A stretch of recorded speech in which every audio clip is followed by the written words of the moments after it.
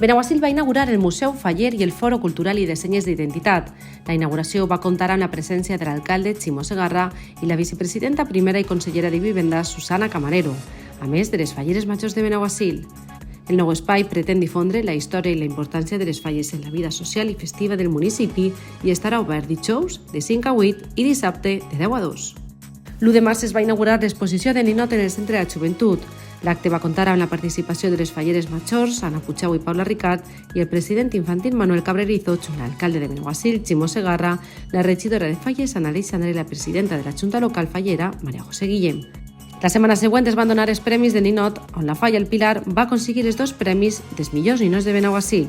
En la categoria de primera secció va guanyar la Falla Carrer de Llíria, en la infantil la Falla Plaça de Bous. En la segona i tercera secció, la Comissió del Pilar va endur-se els prèmits en ninot, gran i en infantil. Benaguasil va celebrar el Dia del Bunyol, una jornada organitzada per l'Ajuntament, on bunyoleres de Benaguasil van ensenyar a quasi un centenar de persones del poble a fer bunyols en carabàs. La Falla del carrer de Llíria es va alçar amb el màxim guardó de les falles de Benaguasil en obtindre el primer premi en la secció primera en els seus 2 monuments. En la segona secció, el primer premi va ser per a la Falla El Picaor tant en monument gran com en infantil, i en tercera secció, la Falla Cervantes va obtindre el primer premi amb el monument gran. La dissenyadora i veïna de Benaguasil, Isabel Sanchís, va rebre un emotiu homenatge pel Dia Internacional de la Dona a l'Ajuntament de Benaguasil.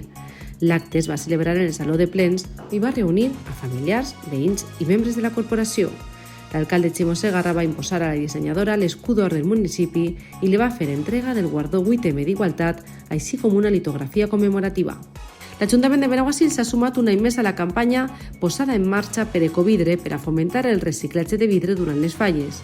La iniciativa pretén conscienciar a la ciutadania i especialment als fallers i falleres sobre la importància de separar correctament els residus d'envasos de vidre durant el transcurs de les festes.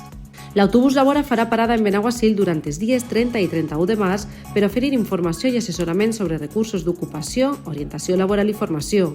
L'autobús estarà en l'Avinguda de Montiel en horari de 10 a 5.